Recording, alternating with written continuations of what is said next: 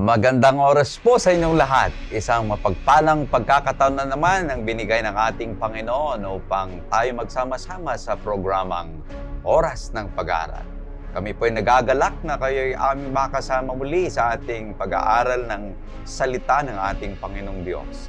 Binabati natin ang lahat ng ating tagapanood at tagapakinig dyan sa YouTube channel at sa Adventist World Radio Station 89.1. Mula sa Luzon, sa Visayas, at sa Mindanao. At ang ating mga taga-subaybay dyan sa ibayong dagat. Pagpalain nawa kayo ng ating Panginoong Diyos. Ganon din ang ating mga tagapanood dyan sa Western Bikutan, sa San Fernando, sa Iba, San Jose, sa Singalong, sa Urdaneta, Pangasinan, sa Aklan, sa Karosokan, Asingan, Pangasinan, sa Capiz, sa Malolos, Bulacan, Hong Kong, Kuwait, Vancouver, Canada, Europe, Davao City, Lanao del Norte, Zamboanga del Sur, New Zealand, Calamba, Laguna, Pamplona, Cagayan, Porac, Pampanga, Toronto, Canada, Albany, New York, Tanza, Cavite, Naro, Palawan, Bukidnon, Mindanao, Romblon, Silang, Cavite, Santiago City, Norsagaray, Bulacan, Baguio, Benguet, South Caloocan, Guam, Quezon City, Melbourne, Australia, sa Pindig, Ilocos Norte, sa Manila Center, sa South Cotabato, sa Dasmariñas, Cavite, sa Gumaca, Quezon, sa Pasig City, sa Pasukin, Davila, sa Laguna, sa Navotas, sa Los Baños, Laguna, sa Bunga, Caranglan, Nueva Ecija. Pagpalain nawa kayo ng ating Panginoong Diyos. Sa programang ito ay sama-sama nating bubuksan ang salita ng Diyos at pag-aralan ng mahalagang aral na makakatulong sa ating pananampalataya at pamumuhay. At ang ating layunin at ang ating hangarin ay hindi lamang kalaman, kundi mas malalim na pagkilala pa sa ating Panginoon at higit na pag-ibig sa Kanyang mga pangako. At sa ating paglalakbay ng pag-aaral ngayong oras na ito, makakasama natin muli ang dalawang espesyal na panauhin na magbabahagi ng kanilang pananaw at paliwanag mula sa ating leksyon. Kasama natin muli ngayon si Pastor Marvin Diaz, ang Ministerial Secretary ng Northern Luzon, Philippine Union Mission. Kumusta kayo, Pastor Marvin? Sir Jules, Pastor Gaspar, mabuti sa tulong ng Panginoong Hesus at sa mga kapatid, mga kaibigan na nanonood, saan man daw kayo naroon, nawa ang biyaya ng Panginoon ay iyo pong maranasan. At sa ating pong pag-aaral, nawa ang banal na Espiritu ang siyang gumabay sa ating pong pag-aaral. Amen. At kasama din natin si Pastor Gaspar Abang, ang Stewardship Director ng Northern Luzon, Philippine Union Mission. Kumusta kayo, Pastor Gaspar? Magandang oras din sa inyong lahat. Salamat sa pag-imbita, Pastor Joles, na makikisama sa pag-aaral ngayong oras na ito. Amen. Tayo ngayon ay nasa pangalawang trimestre sa taong 2026 sa ating pag-aaral na may pamagat, Lumalagaw sa pakipag-ugnayan sa Diyos. Tunay na kamangha-manghang patuloy nating paglalakbay sa mas malalim na pagkaunawa ng mga banal na kasulatan. Ngayon tayo ay maghahanda at sabay-sabay nating simulan ang ating pag-aaral ng leksyon. Kanya tinikayat kong lahat na ilabas ang inyong mga Biblia at sumunod sa ating pagbubulay-bulay ng mga ginitoang salita ng ating Panginoong Diyos. At upang tayo gabayan ng banal na Espiritu, tayo po muna ay manalangin. Hilingin natin si Pastor Marvin na pangunahan tayo sa panalangin. Tayo po ay manalangin. Dakilang Diyos, kami po ay dudulog po sa inyong harapan sa aming pong pag-aaral. Nawa ang banal na Espiritu ang siyang gumabay po sa amin. At ang aming pag-aaralan, magbigay ito ng kalakasan sa aming pananampalataya. At ang banal na Espiritu ang siyang magbigay ng pagkaunawa po sa amin. Marami pong salamat sa pagdinig sa aming panalangin sa pangalan ni Jesus. Amen. Amen. Tayo po ay nasa panglima na bahagi na ng ating leksyon sa trimestreng ito na may pamagat, paano pag-aralan ng Biblia. Naway maging makabuluhan at mapagpalang ating pag-aaral habang ating sinusuring panglima na bahagi ng ating leksyon. At ang talatang sasaluhin ay matatagpuan sa Aklat ng Isayas, Kapitulo 55, ang talata ay 11. Magiging gayon ang aking salita na lumalabas sa bibig ko. Hindi ito babalik sa akin na walang bunga, kundi gaganapin ang ayon sa layunin ko at magtatagumpay sa bagay na kung saan ay sinugo ko ito. Kaibigan, naalala mo pa ba nung unang beses kang magkaroon ng sariling Biblia?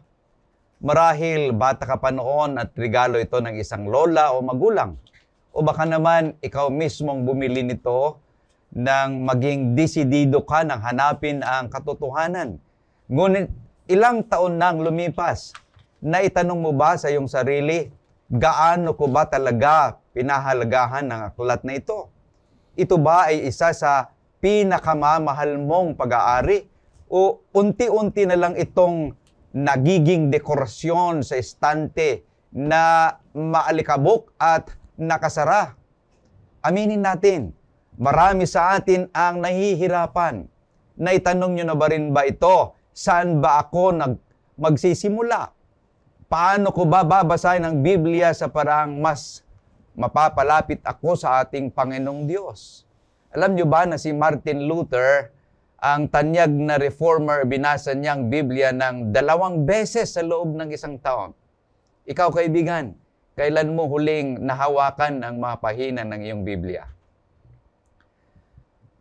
Ano man ang estado ng iyong pagbabasa ngayon, lumalago man o tila huminto na, may magandang balita ako sa inyo. Ngayong oras na ito ay susuriin natin ang mga praktikal na paraan upang mas mapatibay ang ating oras kasamang Diyos sa pamagitan ng Kaniyang salita. Hindi pa huli ang lahat para buksan huli ang aklat na ito. Halina't diskubrihin ang buhay na salita ng ating Panginoong Diyos. Dito lang sa programang Oras ng Pag-aaral. Kanyanga't meron tayong 3 punto na mahalagang katotohanan sa ating leksyon ngayon na atin pong pag-aaralan. Ang una pong punto ay begin with God in personal devotion. Ang pangalawang punto ay bow with prayerful humility. At ang pangatlong punto ay bring the word into daily life and witness. Isa-isahin po natin na pag-aralan ang 3 puntong ito upang ating maalaman kung anong mga bagay-bagay na dapat nating gawin habang ating pinapag-aralan ang banal na kasulatan. Umpisan natin ang unang punto, begin with God in personal devotion. Pastor Marvin, anong ating makikita dito sa unang punto na ating papag-aralan? Sir Jules, maganda po itong ating lesson. Noong nakaraan, ang pinag-aralin, the role. Ano ba ang hadikain ng Bible doon sa buhay ng isang mananampalataya? Ito ay nagbibigay ng guide sa kanyang pamumuhay. Pero ngayon yung ating lesson ay how to study the Bible. Paano? Yun yung paano pag-aral ng Bible. Now, ang isa dito nating titignan ay wala namang isang form sa pag-aaral ng banal na kasulatan. Ngunit, ang mahalaga dito ay, ang titignan natin, itong Bible na ito, Pastor Jules, Pastor Gaspar, we need to approach the Bible with the right heart.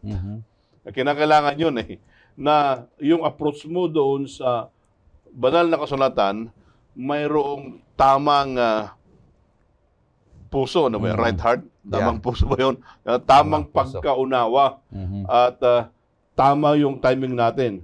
Bakit po ganon ang titignan natin? Kasi ang sabi doon sa unang outline natin ay begin with God in personal devotion. So, we need to begin and approach the Bible with the right heart. Paano yun? Now, itong una, titignan po natin. Doon po sa unang Korinto 2:14. Ano bang sinasabi doon po sa unang Korinto 2:14? Ngunit ang taong hindi ayon sa Espiritu ay hindi tumatanggap ng mga bagay ng Espiritu ng Diyos, sapagkat ang mga iyon ay kahangalan sa Kanya at hindi niya iyon nauunawaan sapagkat ang mga iyon ay nauunawaan sa pamagitan ng Espiritu.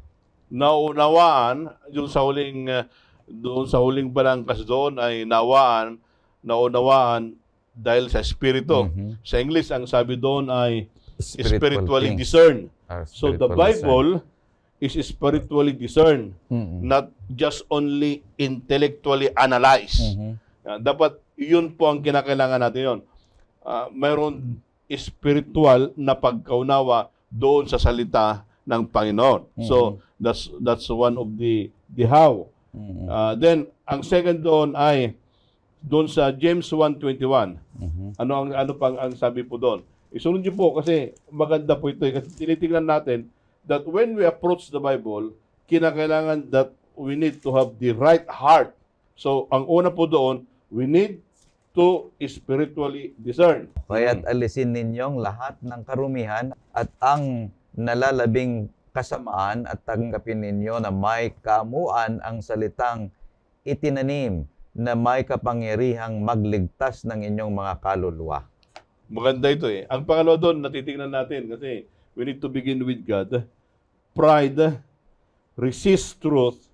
Humility welcomes correction. Mhm. Anong ibig sabihin noon?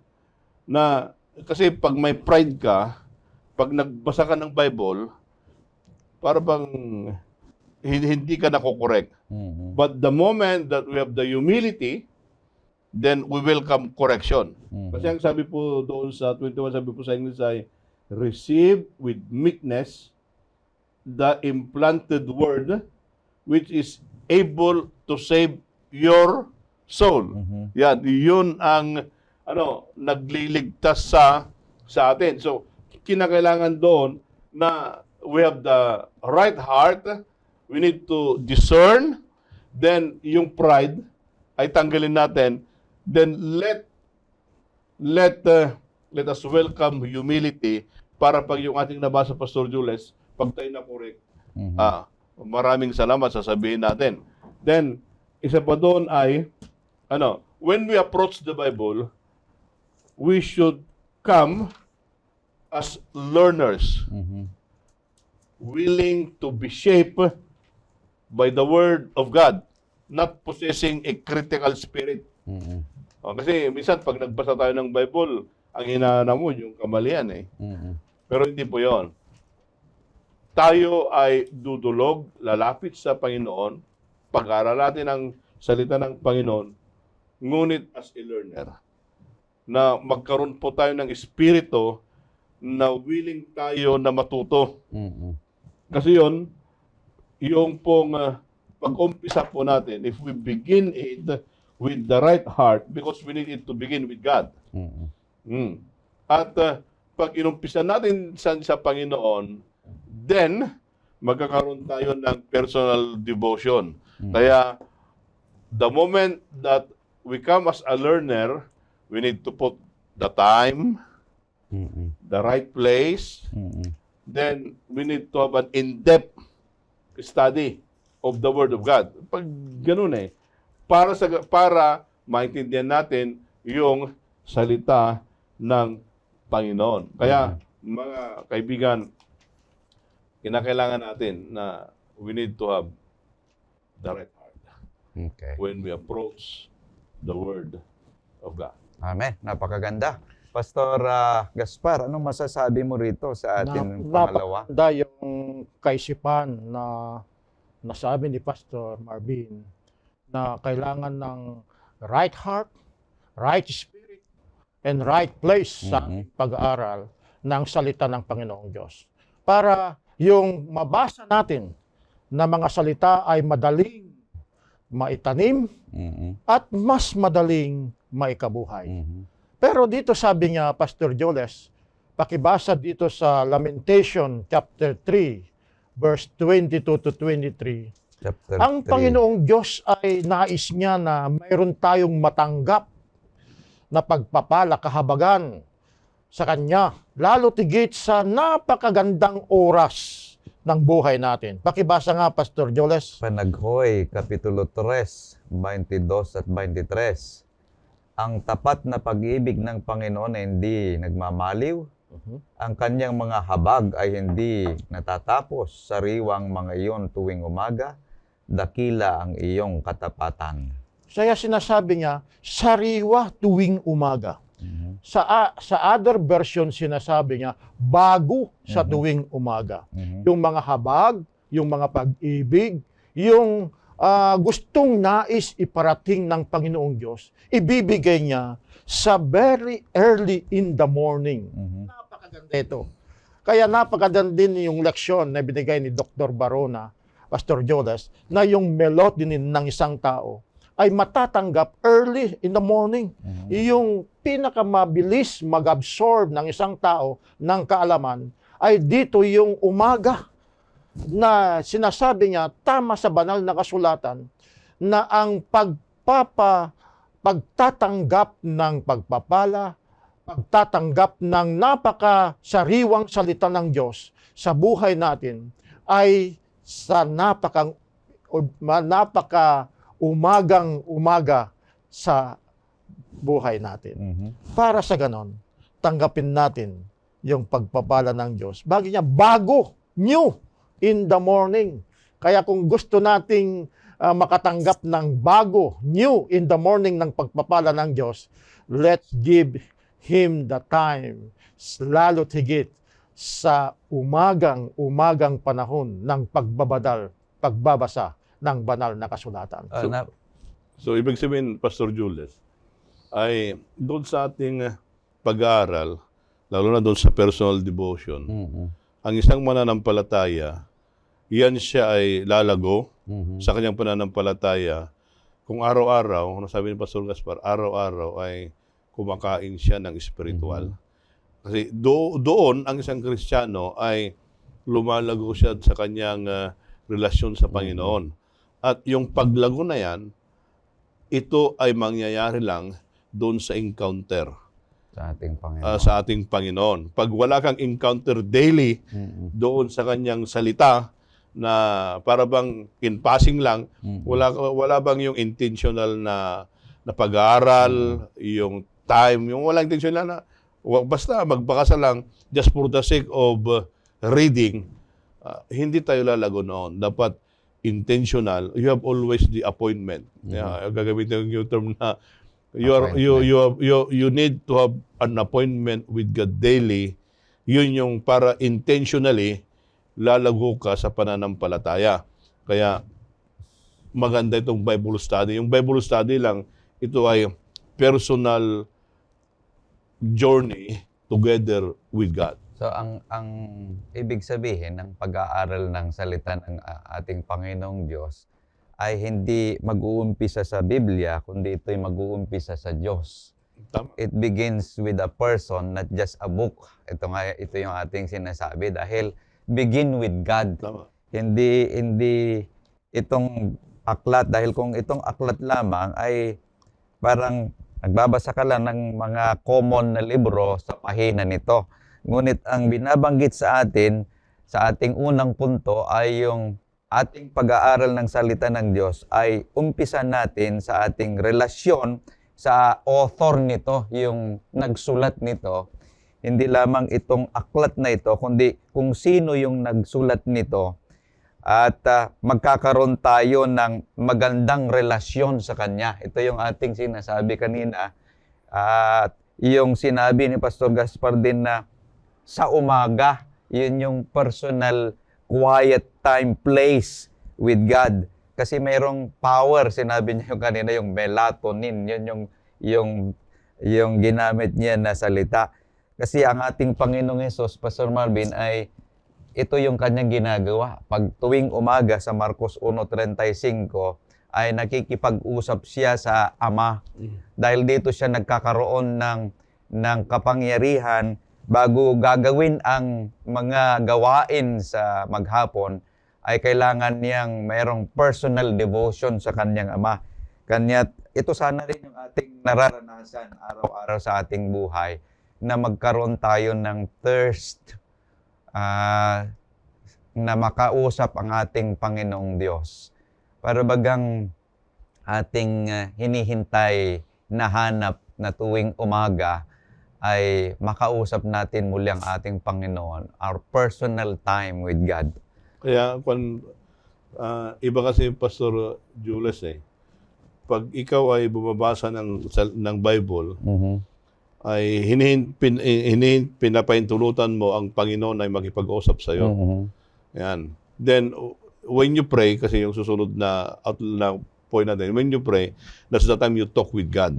Pero ang nangyayari kasi minsan, tayo lang ang nakikiusap sa Panginoon. Na gusto mo na manalangin ka lang, pero imbalance siya Kinakailangan na magbasa tayo ng Panginoon para hayaan natin ang Panginoon ang siyang makipag-usap sa atin. Kaya dapat sana yung pagbabasa na yun ay magkaroon tayo ng hunger, ng thirsting, at saka ano pang mga yon. Kaya kinakailangan na para bagang ito ay nagbibigay vitamins sa ating daily spiritual journey. Napakaganda, Pastor, kasi sabi niya dito, sa pag-aaral ng salita ng Panginoong Diyos, ay nag-establish tayo ng relasyon. Relasyon kung sino yung gumawa, relasyon kung ano yung gusto at nais ng isang bagay sa buhay natin. Kaya dito, sa pagbabasa ng banal na kasulatan, nag-establish tayo ng relasyon natin sa Diyos. Ibig sabihin, kung mag-establish tayo ng relasyon natin sa Diyos, kailangan natin yung intentional na panahon para kilalanin siya. Kaya napaka-importante na kapag yung intentional na kilalanin siya, dapat consistent naman tayo. Hindi lang yung passing, hindi lang yung gusto natin, kasi nag-establish tayo ng relasyon tayo sa ating Panginoong Diyos. Hindi pwede yung magmamadali na parang gusto nating malaman lahat, pero wala tayong intention na makilala, mag-establish ng magandang relasyon natin sa ating Panginoong Diyos. Amen. Napakaganda yung unang punto na ating pinapag-aralan, mga kapatid. Begin with God in personal devotion. Ngayon tayo tutungo sa pangalawang punto na atin pong pinapag-aralan ngayon, oras na ito. Ang pangalawang punto ay bow with prayerful humility. So, pagkatapos natin na umpisahan ang pag-aaral ng salita ng Diyos sa pamagitan ng ating relasyon sa ating Panginoong Diyos, ang pangalawa naman ay bow with prayerful humility. Ano yung ating makikita rito, Pastor Marvin? Pag titignan natin itong salita ng Panginoon, itong Bible is not an ordinary book na para bang you treat that na ito ay para bang textbook lang sa school o regular lang na novel na binabasa. Pero hindi yun When we approach the Word of God, kanina, we need to have the right heart. Now, second, if we bow, we need to approach the Bible With humility. carefully and prayerfully. Now, bakit carefully and prayerfully? Tingnan na po natin. Sabi po doon sa Psalm 119:18. Buksan mo ang aking mga mata upang makita ko ang kahangahangang mga bagay sa kautusan mo. Tingnan niyo yung request ni David. Buksan Ang sabi ang mata. doon ay buksan mo ang aking mga mata. Now, doon po sa pag-aaral po ng banal na kasulatan, ang nais po natin ay ipanalangin natin ng Panginoon ay buksan natin yung ating mga mata. Ano ba yung mata na yan? Now, yung mata na yan ay yung unang kanina nakita natin dapat may spiritual discernment.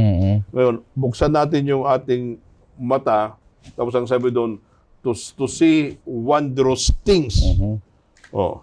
Kinakailangan yon. Bakit po natin tingnan doon?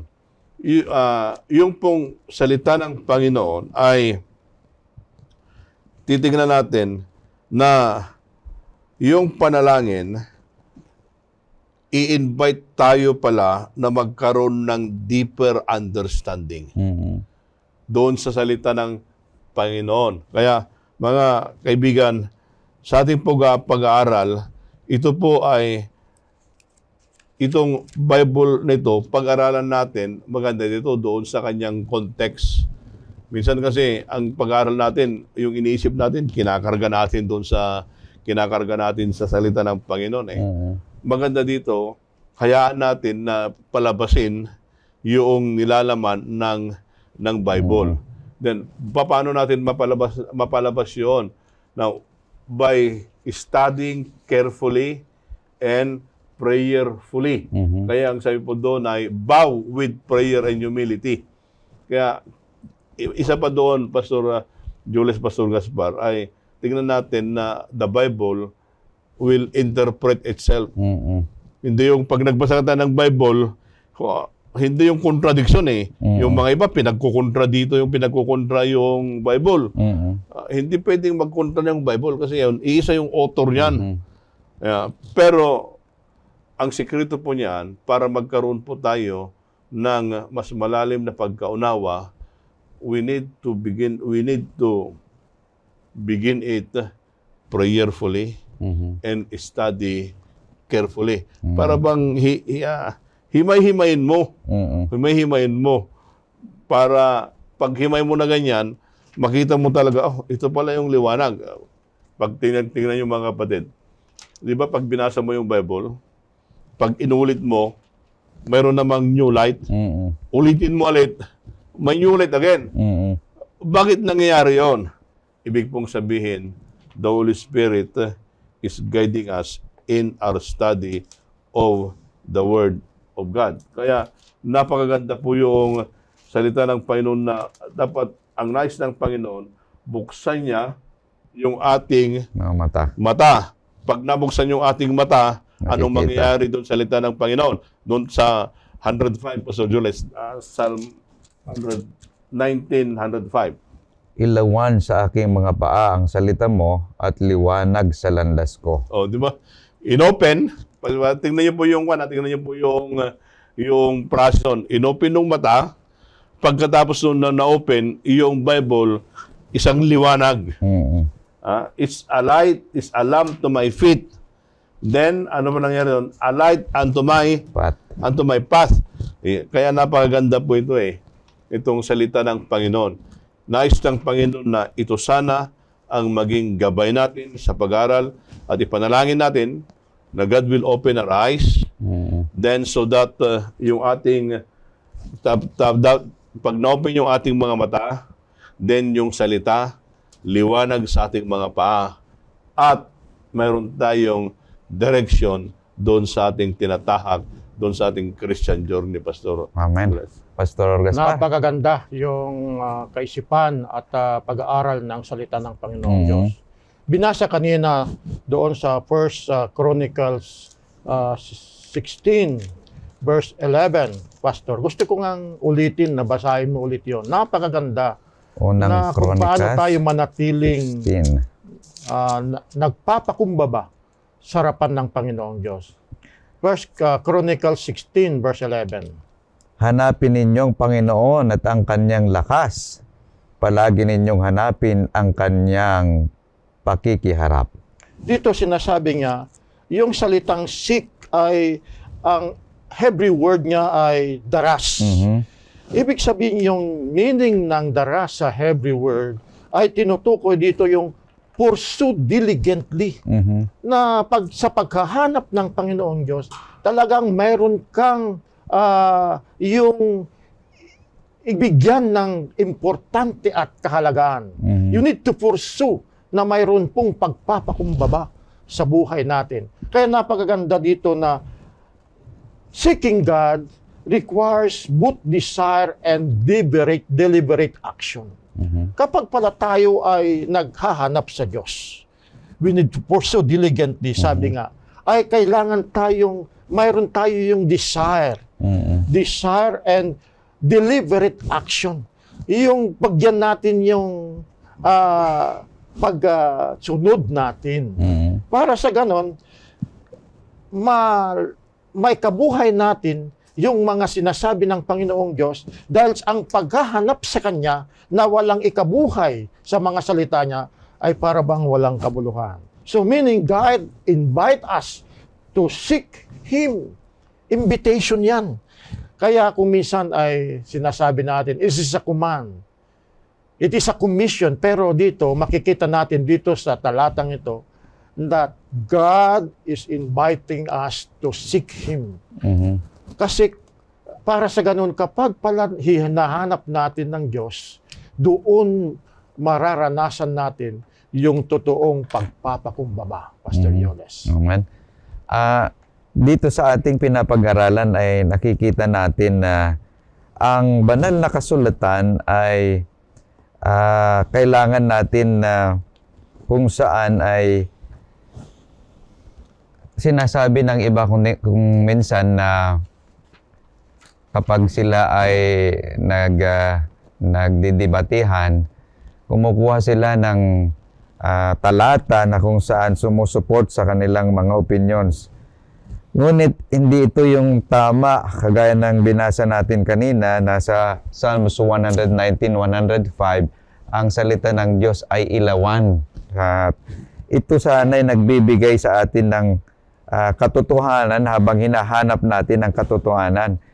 Ang ibig sabihin, true study begins when we say, Lord, I'm willing to obey.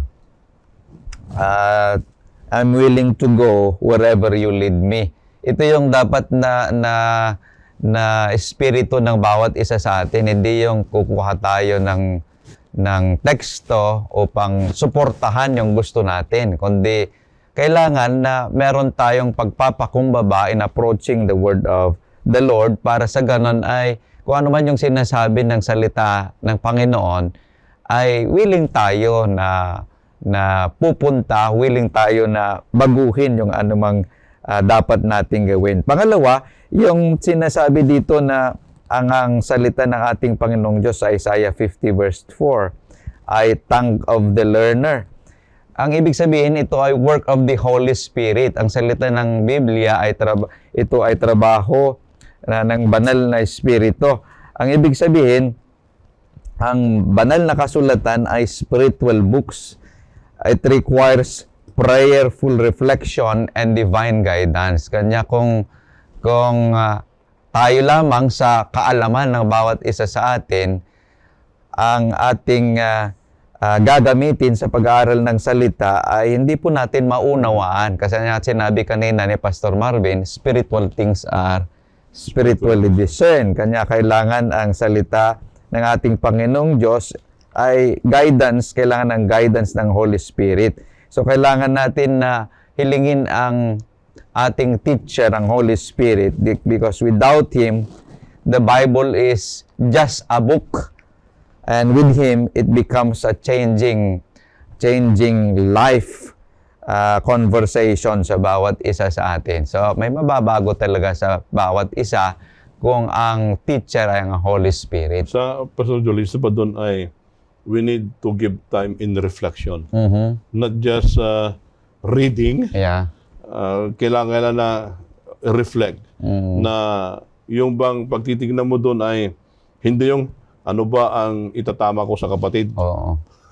Hindi yun eh.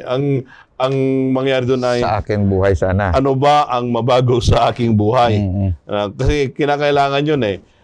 Minsan kasi ang nangyari ay walang reflection. We can learn at matutunan natin doon sa banal na kasulatan pag if we meditate and if we reflect.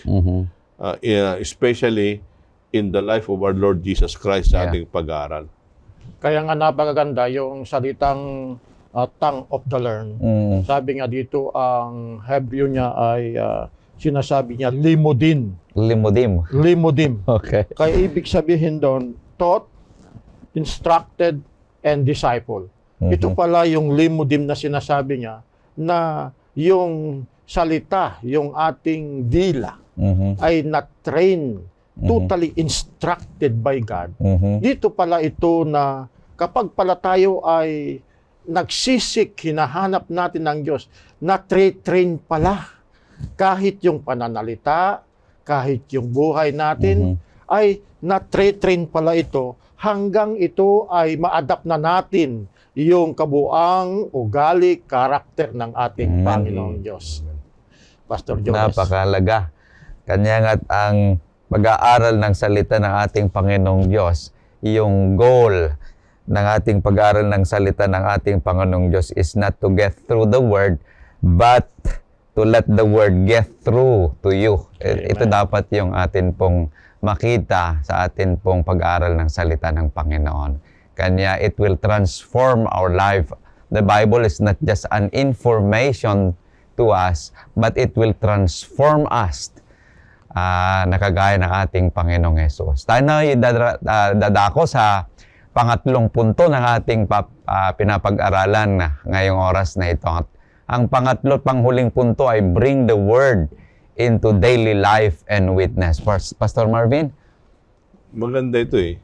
Yung salitang bring. Yung bring ba? Pag binasa mo yung kasulatan, anong mangyayari sa'yo? Is bringing what you have studied para maging buhay ito sa'yo. Now, gusto lang i-end doon sa pinag-aral natin. Una ay yung kanina na binanggit yung na text doon sa Isaiah 50 verse 4. Siguro maganda pag ulitin natin na basahin yon. Okay. At pagkatapos noon ay isunod natin yung Santiago 1:22. Okay. 50, Versikulo 4. talata ay 4.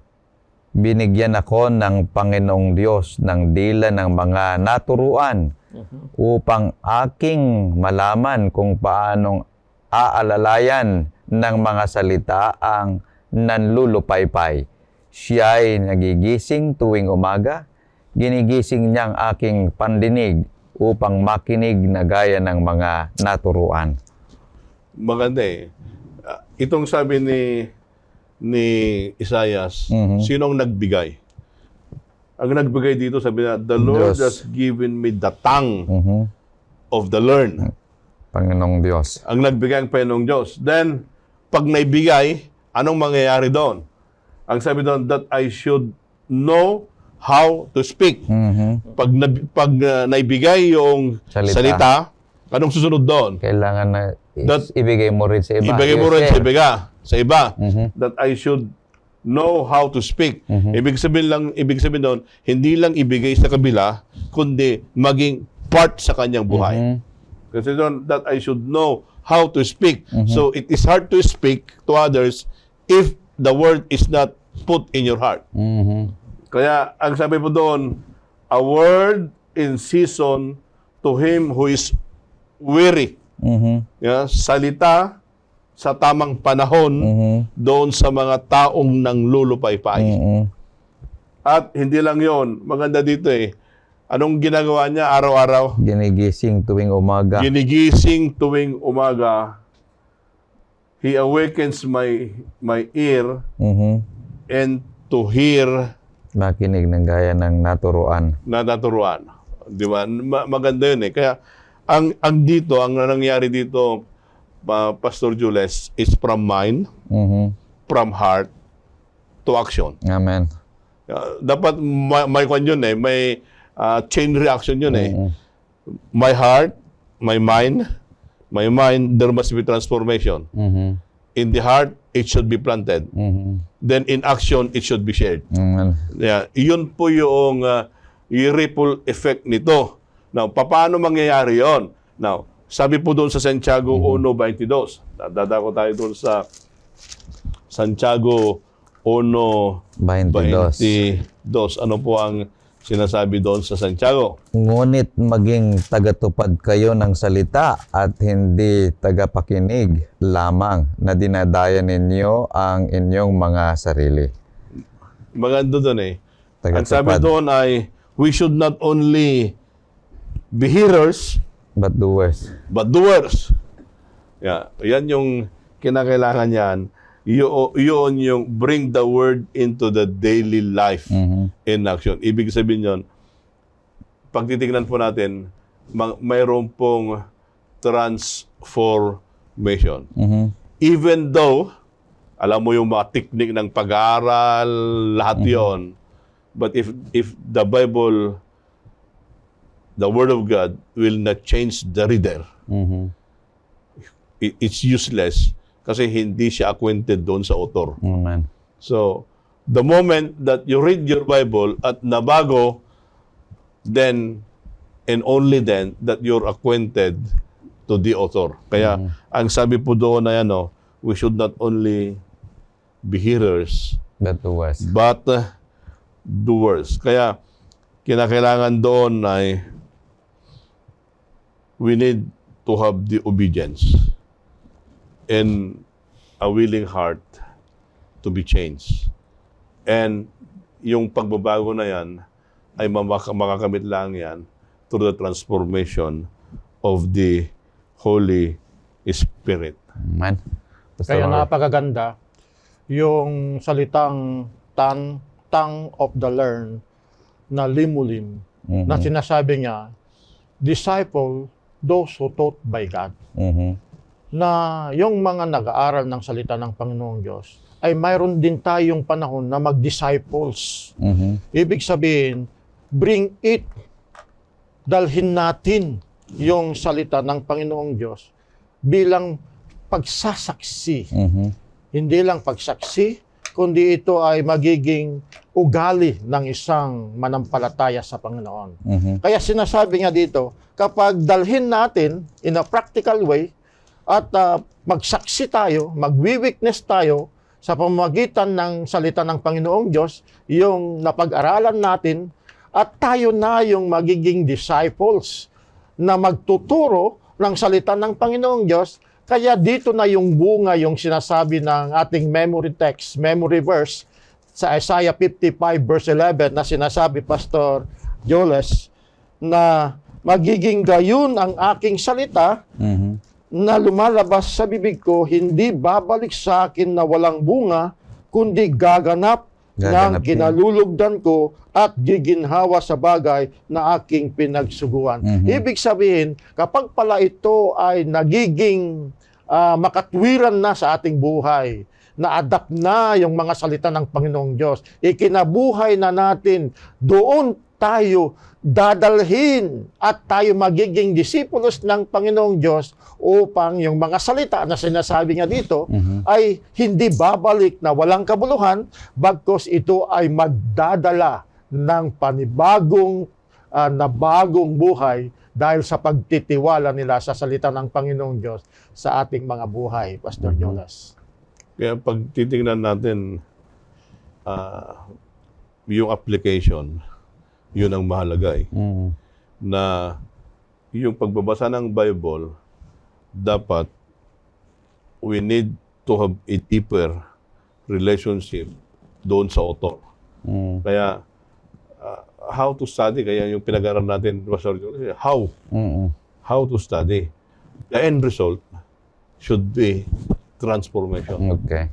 The techniques, yung mga techniques, yung daily schedule, yung interpretation, whatever, nagagamitin mo yan, the end result should always be a transformation.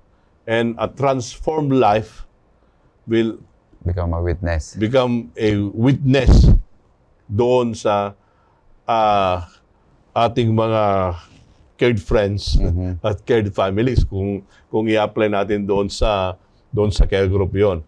Kasi yon, mas maganda yon na yung katotohanan ay nababasa nila doon sa buhay ng tao. Kasi itong Bible na ito, kunyari itong Bible na ito, mahirap i-interpret yan.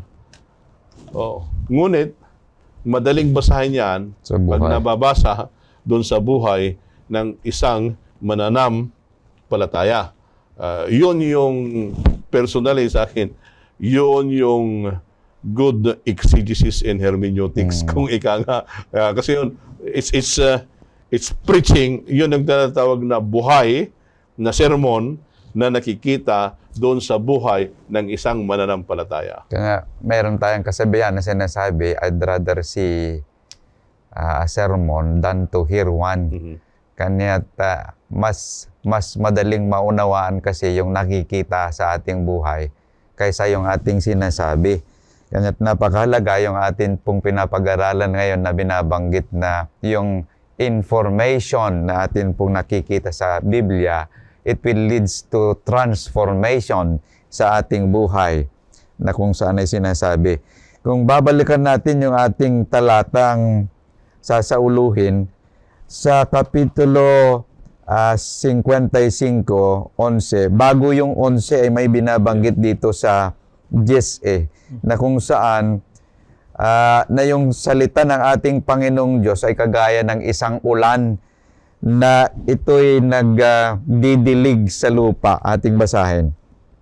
Sapagkat kung paanong ang ulan at ang niebe ay bumabagsak mula sa langit at hindi bumabalik doon, kundi dinidilig ang lupa. So yung bumabagsak na tubig, hindi babalik sa langit, kundi dinidiligan yung lupa. At ito'y pinasisibulan at pinatutubuan at nagbibigay ng binhi sa maghahasik at pagkain sa kumakain.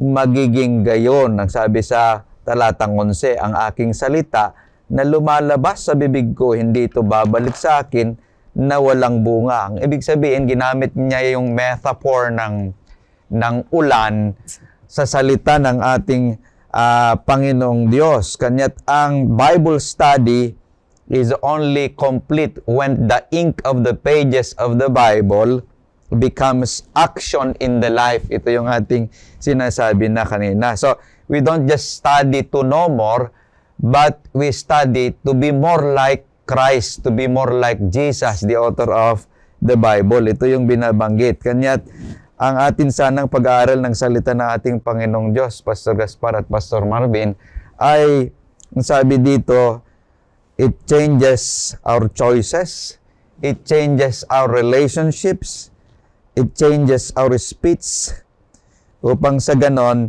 yung soil na seed ng truth sa banal na kasulatan ay kagaya ng sinabi mo na kanina na itanim sa ating pangapuso at isipan upang ito'y magbunga na makikita, magsasaksi sa iba.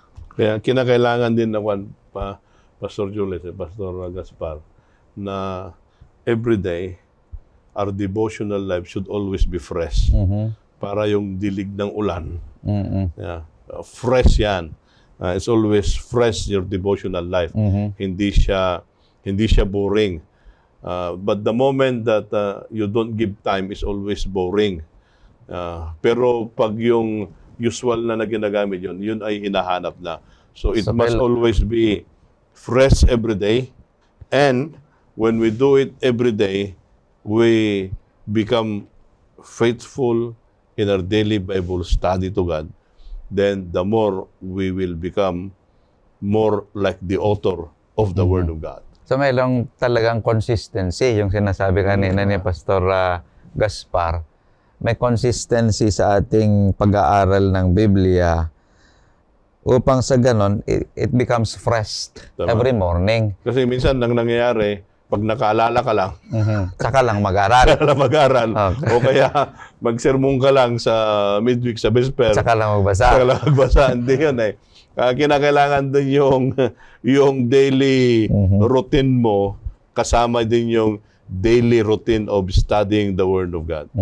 Kaya nga, yung sabi mo kanina sa Isaiah 55 verse 10, na yung ulan hindi nababalik. Ibig sabihin, kung lalagyan natin ng pag-aaral ng salita ng Panginoong Diyos, study the Word of God, always accomplish its purpose. May purpose talaga. Ang purpose niya, para sa ganun, tayo ay lumago.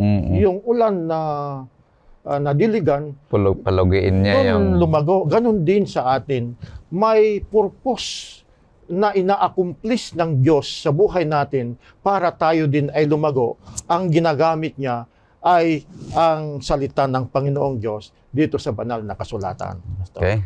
Purihin natin ang ating Panginoong Diyos sa nabagandang pag-aaral na atin pong pinagsaluhan ngayong oras na ito na kung saan ay ating napag-aralan kung paano natin pag-aralan ng banal na kasulatan. Hindi lamang nagbibigay ito ng information sa bawat isa, kundi nagbibigay ng transformation ng bawat isa sa ating buhay upang tayo maging saksi. So napakaganda yung ating pong outline. Nagumpisa ito sa ating Panginoong Diyos at magtatapos ito na makikita sa ating buhay upang tayo'y magiging mga saksi ng ating Panginoon. At bago tayo magtapos at mapakinggan ang isang panalangin na ibibigay sa atin ni Pastor Gaspar Abang, ay makakikinig muna tayo ng isang awitin. Ang mga kamangha-manghang bagay na ipinakita sa akin ng Diyos ay hindi ko maipaliwanag gamit ang lengguwahe ng tao. Dooy mayroong batong malapad na buhat dooy nakaukit sa letrang ginto ang pangalan ng mga naligtas. Aming narinig ang kaibig-ibig na tinig ni Jesus na nagsasabi, "Kayo'y pumasok, aking bayan. Kayo'y nagbuhat sa malaking kabagabagan. Sumunod sa aking kalooban at nagsakripisyo para sa akin. Magsipasok kayo sa banal na hapunan dahil ako mismo ang maghahanda para sa inyo." At kami sumigaw, "Hallelujah! Kaluwalhatian!" at pumasok sa banal na syudad. At dooy mayroong lamesang purong pilak. Ito'y napakahaba ngunit natatanong namin iyon. Nakita ko ang prutas na puno ng buhay, ang mana, almonds, igos, granada, ubas at napakaraming uri ng prutas. At sinabi ni Jesus, "Kailangan mong bumalik sa mundo at ipahayag ang iyong nakita." Ibinaba ako ng anghel sa madilim na mundong ito. Minsan naisip ko na ayoko nang tumagal sa mundong ito dahil nakatagpo ako ng mas magandang mundo. Kung ako lang ay may bagwis, ako'y lilipad do'y tutungo.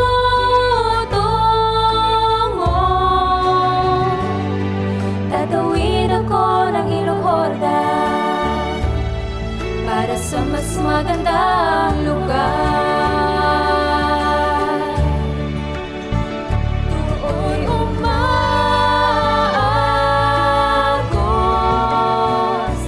ang dakilang tubig ng buhay. Dakila ang kagalakan, o langit, nais kong makarating niyan.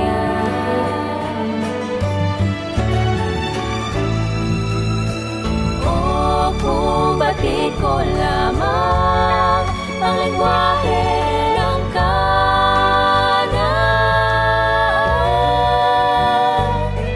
maihayag ko ng lubos sa inyo ang mas magandang mundo.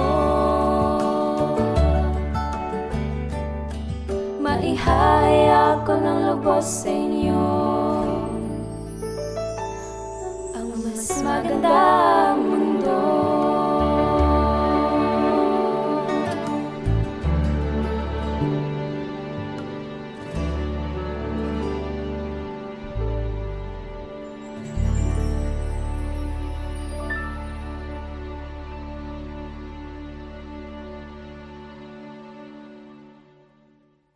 Tayo po ay manalangin.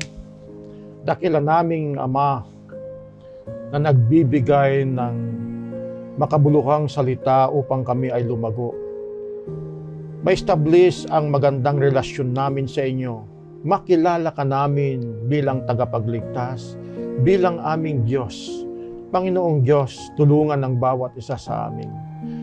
Ang iyong mga salita naway matulungan kami upang mabago ang aming mga buhay at ang pagbabasa pala, Panginoon, ng iyong salita, doon na lang namin mararanasan na ang aming buhay ay masasanctified at kami ay may hahanda sa malapit nyo ng pagbabalik. Tulungan po lahat po ng mga nakikinig at nanunood itong programang ito ng oras ng pag-aaral, at nawa ang pagpapala ng Diyos sa bawat isa ay iyong ibubuhos, dahil ito aming hinihiling sa pangalan ng aming Panginoon Hesus. Amen. Amen. Kaibigan, namin kayong hinikayat muli na manood sa susunod na edisyon ng ating programang Oras ng Pag-aaral.